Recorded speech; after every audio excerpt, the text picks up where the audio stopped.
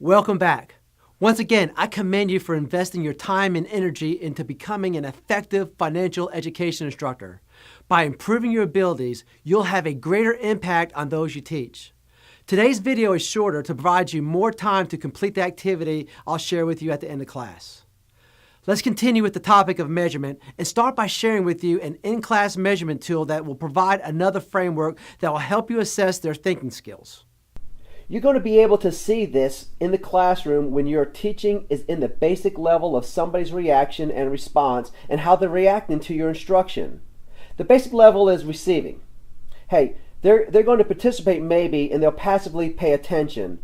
They're going to be there. They may not be raising their hand or anything like that, but at least they're there. They're kind of receiving some information. They're not going to get the most out of the class, and this happens a lot in a more lecture-based class. You're there and you're just receiving a lot of information. The next stage we get to is more than responding to when you're interacting with them, asking them questions that require their response, raising hands, asking them to share, and different things like that.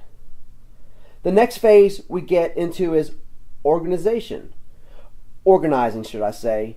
It's when they can find value in information that's aligned, that sets a consistent value set. So they're able to take the information that you're sharing with them and integrate it into something that they know already. Whenever we're learning something new, some new material, anytime we can associate it with something we already know, it makes it easier. The reason we talk a lot about framework in this course is because our mind compartmentalizes a lot of information. So okay, hey, put that right here in this section. It's a little easier to remember. And that's kind of what that organizing section is talking about. The valuing is the internal information. We're going to talk about neuro-linguistic program in the next section, and talking about how one responds to your education in relation to the values that they have for themselves. I want to dig a little deeper there. So when I talked about that $1 million example before, we always bridge money. So whenever we talk about money that motivates or gives them hope or anything like that, we always bridge that with lifestyle and personal goals. So we don't just say, yeah, let's become a millionaire. No, we say, hey, you can become, and what would you do if you have $1 million today? What are some of the things you would be doing? What do you enjoy doing? So we try to bridge that. People will say, I'd love to help family and friends. I'd love to travel. I don't want to work so much. I want to find a job giving back. Or you get very similar responses. But within each subset of class you're teaching, you're going to get very specific ones as well. So if you're talking to parents that have high school age kids, a lot of times they say this, hey, I just want to help my kids afford to college. So we're taking this concept of personal financial literacy, money management, and we're going to bridge it from the dollars and cents to their lifestyle goals and connecting it with their current value system in place. So if someone doesn't want to become a millionaire and all you're talking about is becoming a millionaire all day, you're not going to be able to create that bridge. And they're going to be like, I don't care about becoming a millionaire, but I do like the freedom to go out and snowboard all winter and surf all summer. So if all I was talking about him was becoming a millionaire and things like that without bridging the surfing and snowboarding gap, it wouldn't be an effective class for him. He wouldn't associate that with his value sets that he's developed over the years. Characterizing is to do with developing long-term values or beliefs that influences our participants' behavior. So they may have certain values already set. Maybe money is the root of all evil. Well, we need to change that value set so they can actually achieve a state of financial wellness.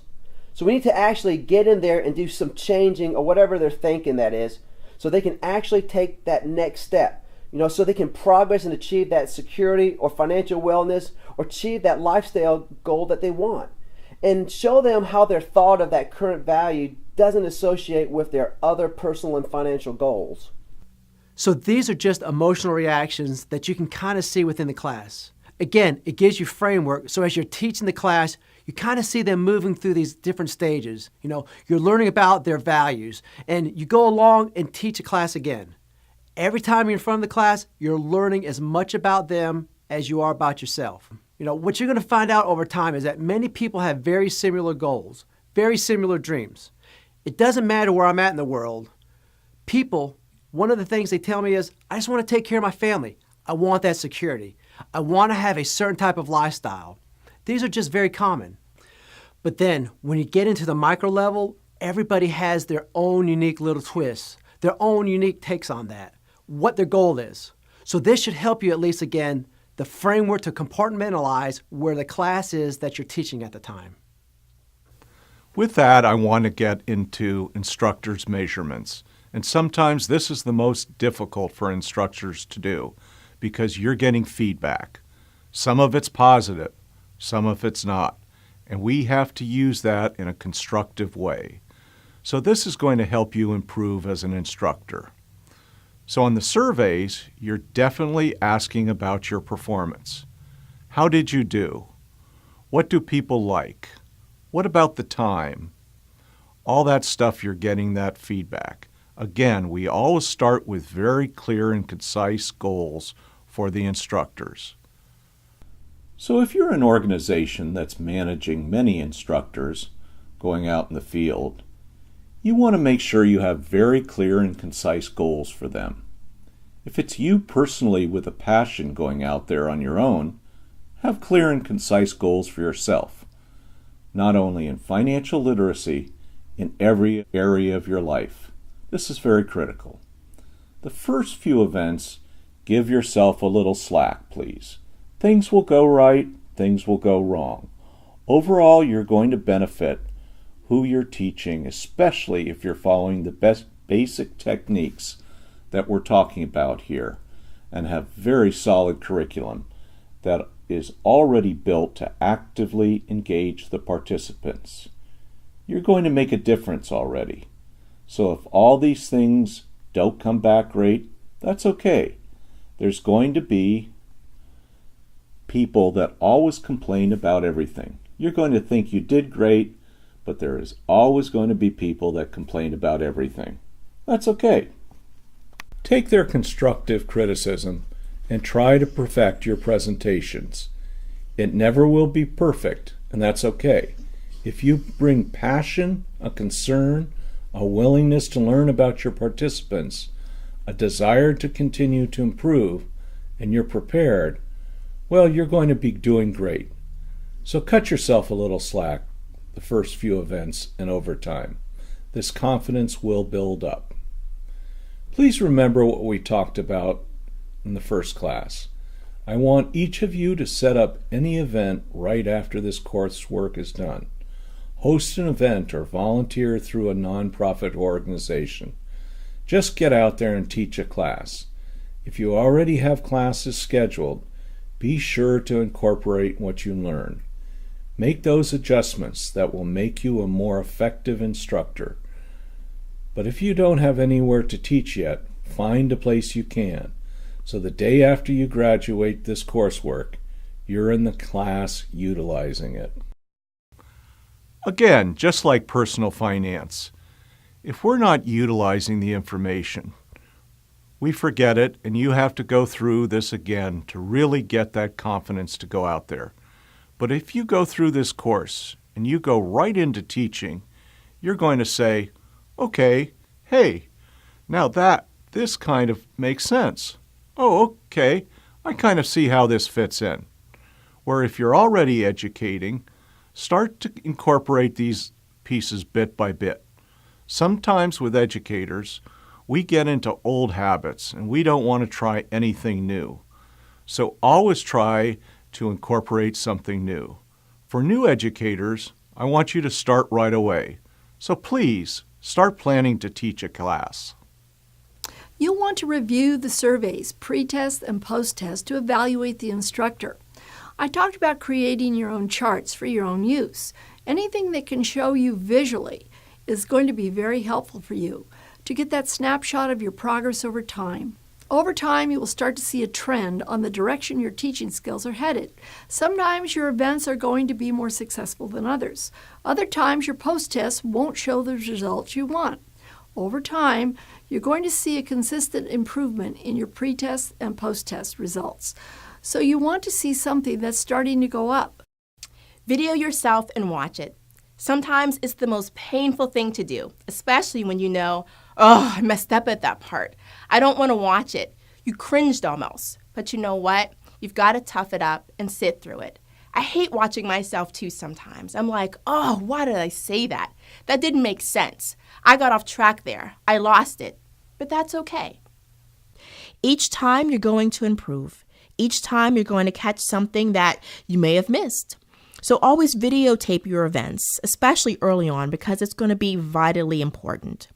You can rent a camera pretty inexpensively if you don't have one, or you can borrow one for a friend, but make sure you video it. Watch it, see what you've done, see what things you've done right, and see what things you've done wrong, and give yourself an honest assessment. Sometimes, too, if you have friends or colleagues who are honest, it'd be good to share the video with them as well and get some great feedback. Getting their opinion as well could be a great thing and help you improve as a financial educator. And what you're going to find is you're better than you think, even on those events you felt you messed up completely. But you may say, they didn't react to me the way I wanted. What did I do wrong? And you're going to watch the video. No, that wasn't good. That just wasn't good. So sometimes it actually helps in a positive way. And you may actually feel better about your instruction. You may also wonder, how can I connect with them more? There are a number of questions you'll be able to ask yourself as you watch through these videos again and again. If you're working with a larger group of instructors, compare their performance. So, if you're managing, let's say, 5 or 6 instructors, compare their performance. If you see someone doing really well on a topic that's getting really high survey results, really high pre- and post-test scores, and then somebody that's not so good on that topic, bring that person in. Have them watch that person that's getting those excellent results, or have the other person sit in, and maybe give the person that doesn't have the best results feedback. Getting in the habit of getting feedback and measuring your impact can benefit you over time. The next time you're in front of the audience, you're not going to have that worry. Am I connecting with them? You'll be able to quantify your results with each class and monitor your progress over time. Longer-term measurements, critically important these days. As mentioned earlier, by showing your program improves financial capabilities and demonstrating participants form positive financial habits provides many benefits. When your program is backed by empirical evidence, you can get additional funding opportunities, media attention, build new partnerships, and garner the respect of your community. Longer-term measurements demonstrates one improvement of their financial capabilities. Are they more capable now than they entered your class?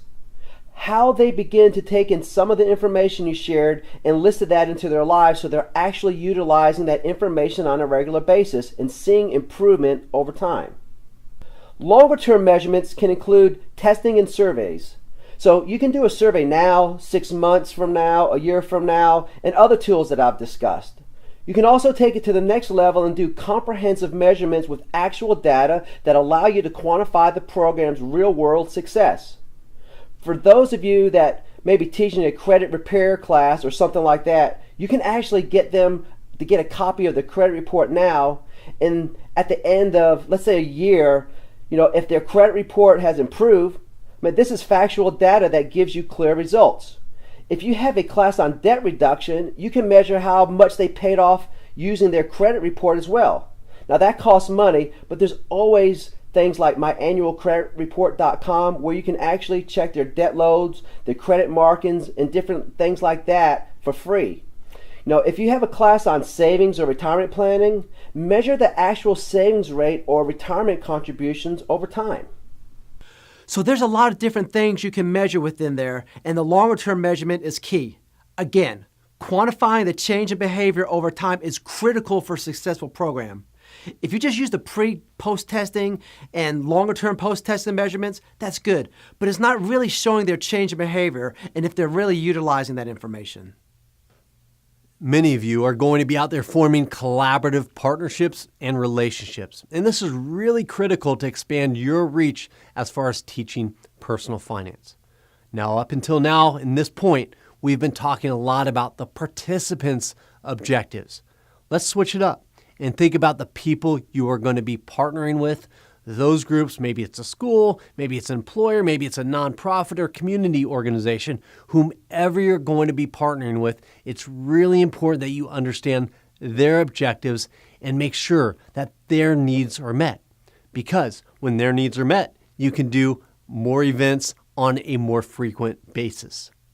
Now, the first thing we need to do before we can assume their objectives, we need to find out what their true objectives are. And there's some really key questions you can ask them to help to understand them on that deeper level.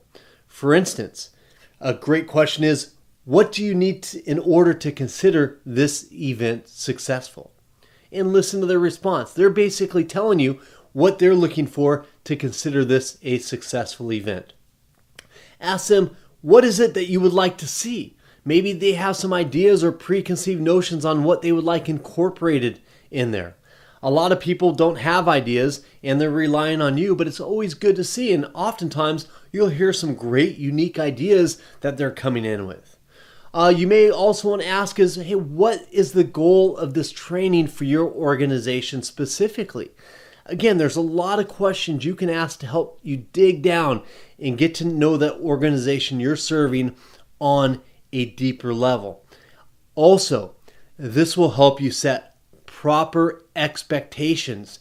It's really, really critical that you as a certified financial education instructor are out there holding yourself in that professional light.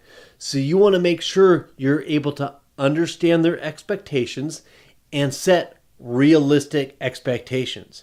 If they're expecting you to, let's say they wanted a 60-minute class and they want to see significant changes in the behavior of the participants, it's up to you to say, hey, that may not be the type of format that's best suited for your goals.